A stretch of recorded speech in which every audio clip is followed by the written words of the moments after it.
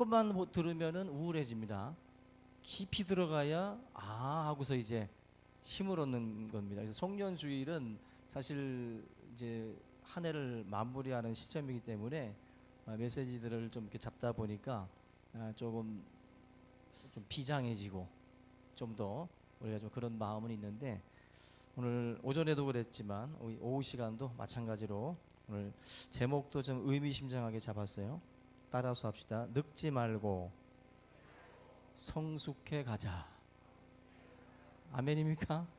네, 늙지 마시기 바랍니다. 늙지 말고 성숙해 가시기 바랍니다. 결론입니다. 미리 냈어요. 끝내도 되는데요, 설교는. 결론입니다. 이게 결론인데, 우리가 마지막을 모든 분들이 다 생각하기도 싫습니다. 사실은 생각하기도 싫은데, 인생의 마지막, 우리가 마지막을 어떻게 우리가 가치 있고 보람 있게 맞는 자가 될 것인가, 오늘 이 말씀을 좀 통해서 같이 좀 생각해 보겠는데요. 그 미드라시라고 하는 그 유대 문헌이 있어요. 그 탈무드와 더불어서 유대 사회에서 거의 경전처럼 굉장히 중요한 문서입니다. 이 미드라시라고. 이 미드라시에 있는 이야기인데, 이스라엘 왕 다윗이 보석 세공인에게 반지 하나를 만들라고 이제 부탁을 했습니다. 근데 반지를 만들면서 그 반지 안에 글귀를 넣어달라고 했는데, 어떻게 주문을 했냐면은, 내가 큰 승리를 거둬서 기쁨을 억제하지 못할 때 감정을 조절할 수 있고, 그리고 동시에 내가 절망에 빠져 있을 때 내게 기운을 북돋아 줄 수 있는 글귀를 새겨 넣어라. 여러분 같으면 뭘 넣겠어요? 이 보석 세공인도 고민을 하기 시작을 합니다. 도대체 어떤 글귀를 봐야 감정을 조절할 수 있을까? 그래서 한동안 고민을 하는데 아무리 생각을 해도 글귀가 떠오르질 않습니다. 그래서 이 보석 세공인이 누구에게 가게 되냐면은 바로 이 다윗의 아들이었던 지혜로운 왕 솔로몬에게 가요. 그래서 솔로몬에게 묻습니다. 어떤 글귀가 좋겠습니까? 어떤 글귀가? 그때 솔로몬이 주었던 답이 있어요. 이렇게 집어넣어라. 여러분이 아마 들어봤을 듯한 글귀인데요. 이 또한 곧 지나가리라. 이 또한 곧 지나가리라. 이 글귀를 반지에다 넣어줘라. 그리고 이런 상황이 있을 때마다 그 글귀를 보고 감정을 조절할 수 있고, 그리고 기운이 북돋아질 수 있도록 그렇게 아마 할 것이다. 그래서 이 보석 세공인이 이 글귀를 넣었다라는 거죠. 솔로몬의 전도서도 사실은 이 또한 지나가리라는 말씀하고 비슷한 그런 그 뉘앙스의 글들이 많이 있어요. 바로 이 또한 지나가리라고 하는 이 말은 전도서의 말씀들을 다 종합해서 담았다라고도 우리가 볼 수가 있습니다. 저와 여러분들도 성공을 했든 실패를 했든 성공의 기쁨도 지나가고 실패했던 순간의 좌절감이나 이런 상황들도 사실은 다 지나가거든요. 이 또한 다 지나갑니다.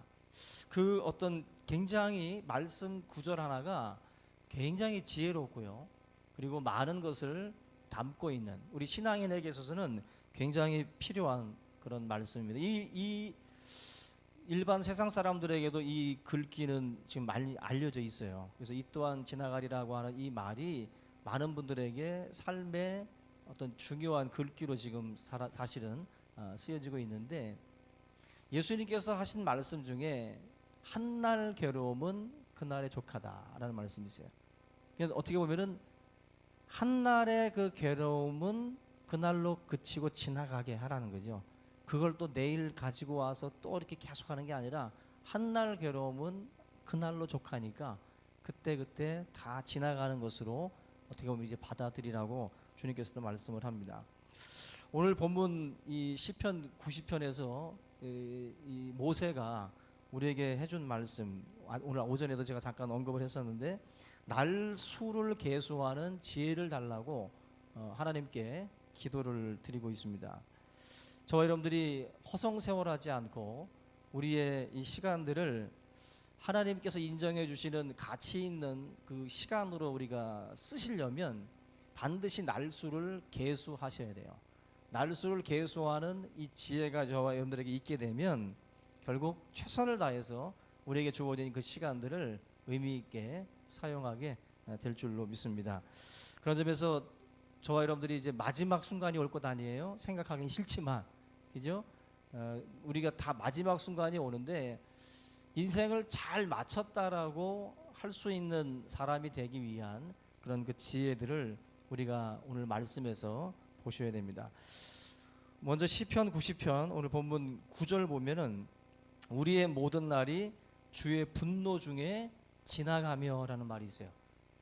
오늘 이 구절을 잘 생각을 못하고 우리가 이게 놓치는 구절일 수도 있는데, 우리의 모든 날이 주의 분노 중에 지나간다. 모세가 지금 인생을 돌아보면서 안타까워하고 있어요. 자기 인생도 바라보며 또 이스라엘을 바라보면서 지금 안타까운 마음으로 이 시를 짓고 있는데, 우리의 모든 날들이 주님의 분노 중에 지나간다. 내가 지나온 날들이 그 날들마다 주님이 분노하신 날들이라면 정말 생각만 해도 아찔하죠. 오늘 하루를 주님이 바라보면서, 나를 바라보면서 분노하시진 않았을까? 어제의 나의 모습을 주님이 보고 분노하시진 않았을까? 지금 모세가 그 말씀을 하고 있는 거예요. 나의 모든 날들이 주의 분노 중에 지나간다. 너무나도 많은 시간들을 하나님이 나에게 주셨는데 진노의 막대기를 휘두르고 싶을 정도로 하나님을 분노케 만든 일들이 너무나도 많았다는 거죠. 이스라엘 백성들의 역사를 보게 되면 하나님이 진노의 막대기를 들어서 쓰셔요. 아수르라든지 바벨론이라는 그 나라들을 하나님이 막대기로 쓰셨어요. 회초리로. 그래서 이스라엘 백성들이 돌아오기를 기다리고 믿음 안에 들어오기를 기다렸는데 이스라엘이 계속해서 하나님 앞에 범죄하거든요. 어떤 범죄를 저지르냐면 성전 안에 우상들이 들어와요. 그 솔로몬이 데리고 들어왔던 이방 여인들 있죠. 그 이방 여인들이 몸만 온 게 아니라 이방 신상까지 갖고 들어왔어요. 그러면서 솔로몬의 신앙이 그 여인들의 그 우상 그 신앙과 믹서가 되기 시작을 합니다. 그러면서 이 성전 안으로 태양신을 숭배하는 그러한 사람들이 이제 생겨나게 되고 그 안에서 온갖 죄악된 그 범죄들이 저질러지게 돼요. 그걸 보면서 하나님이 이 진노의 막대기를 들어서 바벨론으로 치고 아수르로 치신 거거든요. 우리의 삶에도 아마 분노 중에 있는 삶이 있을 수 있어요. 하나님이 나를 보고 나의 인생을 보고 지금 분해하실 수도 있다라는 거죠. 여러분들이 오늘 이 시편 90편에서 모세가 말씀하고 있는 이 구절들을 다시 한번 우리가 생각을 하고 내 인생에 하나님의 분노가 머무는 순간들 얼마나 많았을까 다시 한번 돌아보고 정말 우리의 삶이 주님의 기쁨의 날이 되기를 축원합니다. 우리 특송하셨던 것처럼 나 주님의 기쁨 되기 원합니다 라는 그 찬양처럼 정말 주님의 기쁨, 저도 이 노래 처음 나왔을 때 굉장히 많이 불렀던 것 같아요. 굉장히 많이 불렀는데 주님의 기쁨 되기 원합니다 아멘 하고 끝나고 나면 도루묵이요.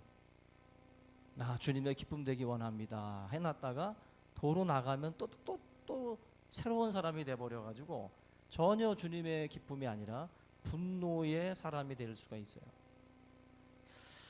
여러분의 걸어온 날들을 다시 한번 돌아보시고 그 시간들을 아끼시기 바랍니다. 신속히 간다 그랬잖아요. 오늘 본문 90편에 우리의 연수가 70이요 80인데 신속히 가니 날아간다 그랬어요. 쏜살처럼 날아간다 그랬습니다. 그냥 딱 간단합니다. 그냥 70세 80세를 딱 기준으로 보고 남은 계산 한번 해보세요. 몇 년 남았나. 그리고 TV 시청 빼고 이것 빼고 저것 빼고 아침부터 제가 말씀드린 것처럼 이것 빼고 저것 빼고 다 빼보세요. 얼마나 우리가 주님 앞에 기쁨이 되는 날들이 남아있는가를 한번 살펴야 되겠죠. 저는 인생은 아이보리 비누다라는 생각이 들어요. 아이보리 비누 사다 놓으면은 다음 날 다 다른 것 같아요. 그냥 막 쑥쑥 달아버려요. 쑥쑥 달아버리는데 지금 이 모세가 이야기해주고 있는 이 내용, 저와 여러분들 이 구절을 항상 우리가 좀 떠올려야 돼요. 이 시편 90편은 항상 우리 믿는 자들이 떠올려서 나 주님의 기쁨 되기 원합니다. 남은 날들을 계수해서 하나님 앞에 영광을 돌리기를 원합니다. 여기 13절부터 우리 그 17절까지 우리 읽질 않았는데 13절부터 15절 말씀 보면은 이런 말씀이 있어요. 여호와여 돌아오소서 언제까지니까 주의 종들을 불쌍히 여기소서 아침에 주의 인자하심이 우리를 만족해 하사 우리를 일생 동안 즐겁고 기쁘게 하소서 우리를 괴롭게 하신 날수대로와 우리가 화를 당한 연수대로 우리를 기쁘게 하소서. 광야 40년이 얼마나 아쉬운 세월이었을까. 이렇게 그 날수를 이렇게 안타까워하는 모세 입장에서 사흘길이라고 했어요. 사실은 그 가나안 땅부터 이집트까지의 거리는 사흘길입니다. 거의 멀지 않은 길인데 40년의 세월을 어떻게 보면 허송세월을 했어요. 이스라엘이 만약에 믿음이 있었다면, 믿음으로 하나님 말씀을 붙들고 갔다면 40년 버리지 않았습니다. 40년은 꼭 필요한 날이라기보다는 그들이 그 모양 그 모습으로 살았기 때문에 꼭 필요한 세월이지 반드시 필요한 날수는 아니에요. 그래서 여러분들 우리 인생에도 그냥 맨날 연단만 받다가 끝나는 분들이 있어요. 연단 받다 쓰임을 받아야 되는 거죠. 연단 받아서 성숙돼야 되죠. 근데 연단만 받는 사람도 있어요. 계속 맞고만 사는 사람들. 학교 다닐 때 보면 교무실 뻔질나게 끌려다니는 애들 있죠. 근데 철 들어야 되는데 뻔질나게 계속 다녀요. 신앙도 40년을 굴렸으면 성숙해져야 되는데 성숙하지 못한 인생들이 많아요. 그래서 여러분들 모세가 가슴 아팠던 것 중에 하나가 뭐냐면은 가나안 땅 앞에 두고 다 못 들어갔어요. 20세 이하 어린아이들만 들어가고 그 이전에 애굽에서 탈출했던 성인들은 다 못 들어갔습니다. 믿음이 없어서 하나님 앞에 범죄했기 때문에 그 세월 고생해 놓고 못 들어갔어요. 믿음 때문에 기쁨이 되지 못했기 때문에 광야에서 방황하다가 더 큰 기쁨 줄 수 있었고 더 큰 영광 돌릴 수 있었던 이스라엘인데 결과적으로는 하나님께 영광이 되지 못했어요. 그래서 결국 다시 신명기라는 게 그거예요. 새롭게 남은 이스라엘 백성들을 두고 주의 계명을 재차 다시 반복해서 말해주는 겁니다. 그게 신명기예요. 제2세들에게 가나안 땅에 들어갈 너희들은 이제 이렇게 살아라. 새롭게 하나님이 말씀하는 겁니다. 저와 여러분들의 삶에 이 어떤 이 모세의 어떤 허탈한 그런 어떤 그 마음들, 마지막 그 시간에 우리가 조금만 더 열심히, 조금만 더 믿음으로 살았더라면 하는 어떤 이 모세의 안타까움이라는 게 있습니다. 저나 여러분들도 이 모든 주님이 주신 그 시간들 반드시 필요한 게 뭐냐면은 믿음이에요. 믿음이라고 하는 것을 가지고 여러분들이 시간을 관리하는 겁니다. 믿음이라는 것을 가지고 그래야 그 시간들을 우리가 주님을 위해서 쓸 수 있어요. 우리 디모데후서 4장 7절에 사도 바울이 믿음을 지켰다라는 말씀을 합니다. 내가 믿음을 지켰다. 내가 믿음을 지켰다. 여러분 우리가 믿음이라는 것은요 지켜야 될 것들, 싸워야 될 것들이라는 거예요. 빼앗는 존재들이 있다는 거예요. 여러분들의 믿음을 빼앗아 가려고 하고 무너뜨리려고 하는 세력들이 있기 때문에 저와 여러분들은 이 믿음을 지키는 싸움들을 싸우셔야 돼요. 지킨다라는 것은 그만큼 귀하다라는 거예요. 믿음은 귀하기 때문에 지키셔야 돼요. 그 믿음을 뺏기는 순간 우리의 남은 시간이 의미 없이 소진되게 돼 있어요. 이 바울이 말하는 것처럼 바울은 평생을 나는 주님이 주신 이 믿음 지켰다라는 거예요. 나는 지켰다. 근데 바울의 인생을 여러분들 이 서신서를 보면은 바울은 믿음을 지킬 수 없는 환경이었어요. 40명 되는 자객들이 바울을 죽이려고 숨어 있었습니다. 자객들이. 사도 바울은 가는 곳마다 대적자들이 있었어요. 그래서 뭐 이렇게 강의 위험도 있었고 배가 파손하고 강도를 만나고 여러 가지 죽을 고비들을 많이 겪었어요. 다시 말하면 이 믿음을 지키기가 너무 어려운 환경이었다는 거예요. 그런데 이제 이 디모데후서는 이 사도 바울의 말년의 그 서신이에요. 이 말년에 사도 바울이 나는 지금까지 이제 떠날 기약에 가까워졌는데 이러면서 지금 바울이 나는 그동안에 이 귀한 주님이 주신 믿음을 지켜왔다. 바로 이 부분을 강조를 하고 있습니다. 믿음은 보이지 않는 것이고 잡히지 않는 것이고 들리지 않는 거예요. 그래서 지키기가 더 어려운 거예요. 여러분들이 만약에 무언가를 그래도 그나마 좀 보신 분들은, 보지 않고 믿는 믿음이 복되다고 했는데 어쨌거나 보신 분들은 그래도 믿음을 지키기가 좀 수월할 수도 있어요. 근데 이 믿음이라는 것은 그 단어 자체가 보이지 않고 들리지 않고 잡히지 않는 거예요. 그 자체가. 그렇기 때문에 이 믿음을 지키는 것 자체는 힘든 싸움이에요. 힘든 싸움. 그 자리를 지키는 자가 승리하는 거예요. 주님이 주신 그 믿음을 잘 간직했다가 하나님 앞에 드리는 것이 바로 우리가 귀한 것입니다. 세월호 사건 때 우리가 가슴 아팠던 게 뭐냐면은 그 선장이, 그죠? 거의 팬티바람이죠. 거의 그냥 속옷바람으로 자기 자리를 지키지 않고 도망치는 그 모습, 배와 승객들, 학생들을 다 버리고 자기 자리를 떠난 것, 이게 지금 엄청난 그 대재앙을 불러온 거거든요. 우리의 삶에도 하나님이 지키라고 하는 자리들이 있어요. 그게 사명이죠. 이 사명의 자리를 지킨다는 것은 굉장히 중요한 겁니다. 내가 그 자리를 지키지 못함으로 나만 피해를 입는 것이 아니라 나로 그 한 구석을 감당하게 했기 때문에 굉장히 큰 어떻게 보면은 문제가 있는 거죠. 저와 여러분들이 하나님이 주시는 그 믿음을 잘 간직하고 지켜나가는 그 일에 여러분들이 우리의 모든 힘과 능력과 시간들을 다 쏟아 부어야 할 줄로 믿습니다. 바울은 이 죽음을 눈앞에 두고 이 차디찬 감옥 속에서 고생을 하고 있었지만 믿음을 지금 지킴으로 해서 이제 의의 면류관이 예비되어 있다. 이걸 이제 소망하면서 지금 자기 고백을 지금 하고 있는 겁니다. 여러분들 지켜야 될 것들이 많겠지만 정말 여러분들이 소중히 여기고 끝까지 생명 걸고 지켜야 될 것이 믿음이에요. 믿음. 올 한 해 믿음을 지켰는데 내년 여러분들이 송년주일 때 또 이 자리에 있으라는 법은 없어요. 믿음을 떠나서 대마처럼 세상을 향해서 가는 사람이 있을 수도 있습니다. 믿음은 경주고 단거리가 아니라 장거리예요. 올 한 해 우리가 성탄절날 신나게 주님 앞에 영광 돌렸는데 내년에는 없어. 내년에 그 자리에 없을 수 있어요.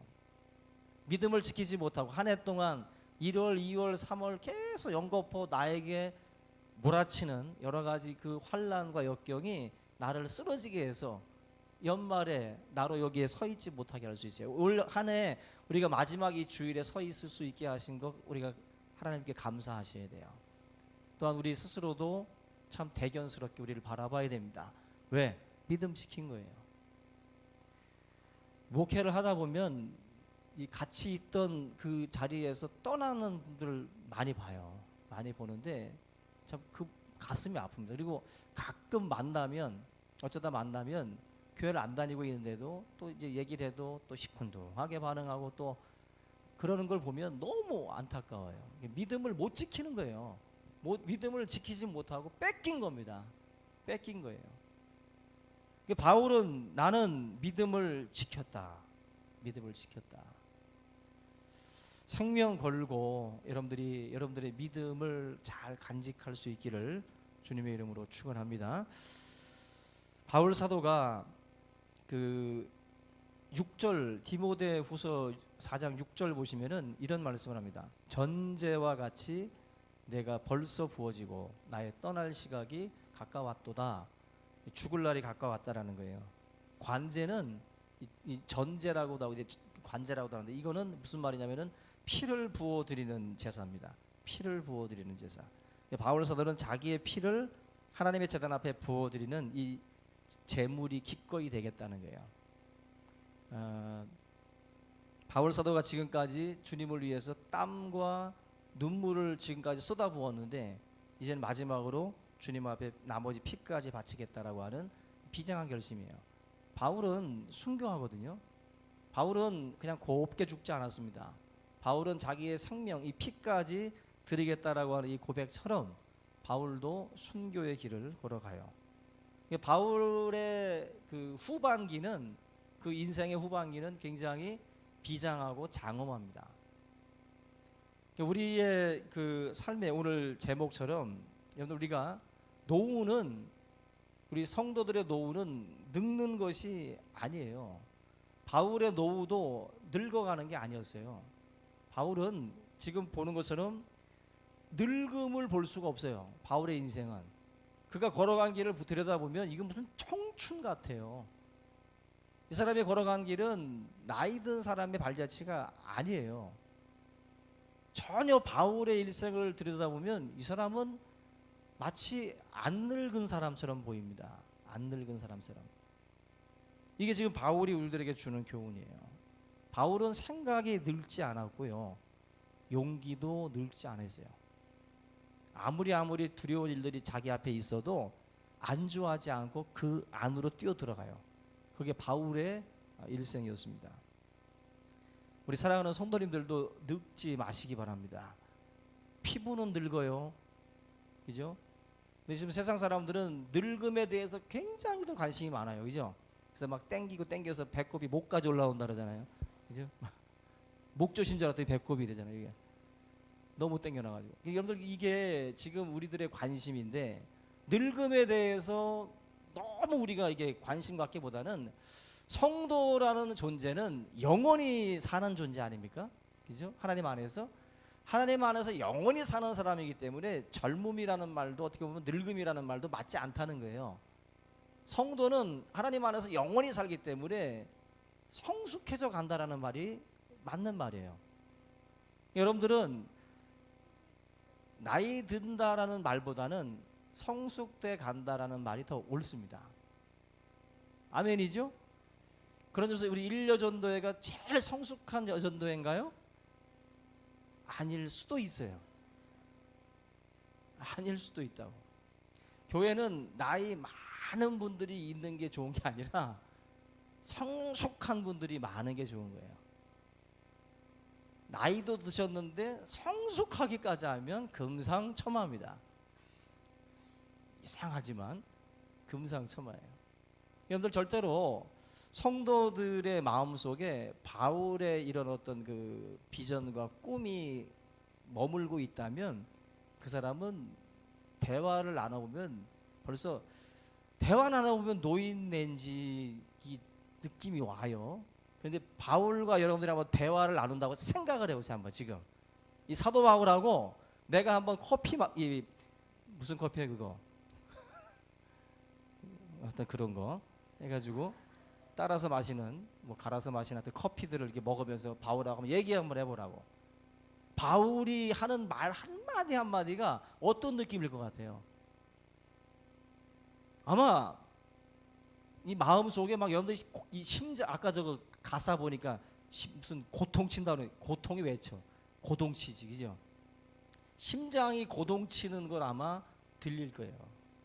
그게 바로 뭐냐면은 바울이 가지고 있는 꿈과 비전 때문에 그럴 겁니다. 결국 대화 속에 저와 여러분들이 이런 좀 성숙됨의 어떤 모습들이 좀 담겨질 수 있길 바라요. 그래서 교회 안에서 뭐 나이 자랑하지 말고 뭐 이런 것들을 자랑하기보다는 정말 믿음 안에서 성숙한 그러한 우리 성도들이 되셔서 하나님의 그 일에 정말 이 바울처럼 마지막에 정말 주님 앞에 귀하게 그 일에 대한 인정을 받는 그런 삶이 될 수 있기를 주님의 이름으로 부탁을 드립니다.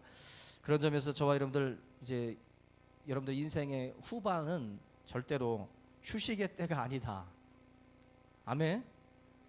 휴식의 때 아닙니다. 우리 믿는 자들 괜히 나이 들어서 또 쉬려고 하지 마세요. 쉬고 뒤로 빠지려고 하지 말고 인생의 후반기에도 바울처럼 끊임없이 도전하세요. 그리고 교회에서 무슨 선교 있다 그러면 같이 동참하고 돈 모으셔요. 1년 전에도 갈 수 있거든요. 일정 조정하면 되거든요. 나 안 간다, 너무 힘들어. 요거는 니네들만 갔다 와 해가지고 뭐 일주일 중에 3일만 하시고 돌아올 수도 있는 거고, 뭐 굳이 뭐 일주일 다 쫓아다닐 필요 없습니다. 너무 힘드시면 좀 쉴 수도 있는 거거든요. 자신의 몸에 맞게 꿈을 펼치고 선교할 수 있는 거예요. 괜히 또 어디 지하에서 파는 옥장판 사다가 또 돈 날리지 말고 그 돈 가지고 차라리 선교하시라고. 예? 선교비로 쓰면 옥장판 안 사도 돼요. 안 사, 못 사. 그 돈이 없어서. 근데 선교를 안 가면 그 돈 가지고 옥장판 산다니까. 여러분들이 그거 잘 구분하시고 하나님 앞에서 할 수 있는 대로 여러분들이 남은 삶을 봉사와 헌신, 선교, 구제, 전도, 하여튼 나중에 가서 저 한 동서남북에 여러분들의 재산이 아무리 많아도 하늘에 없으면 소용없는 거예요. 하늘에다가 쌓아두셔야 돼요. 하늘에. 여러분들이 반드시 그 하나님의 일들을 생각하고 여러분들 남은 삶을 그렇게 다 여러분들이 관제로 부어 드릴 수 있기를 주님의 이름으로 부탁을 드립니다. 우리 다 같이 오늘 말씀을 함께 붙들고요. 또 우리 통성으로 기도하겠습니다.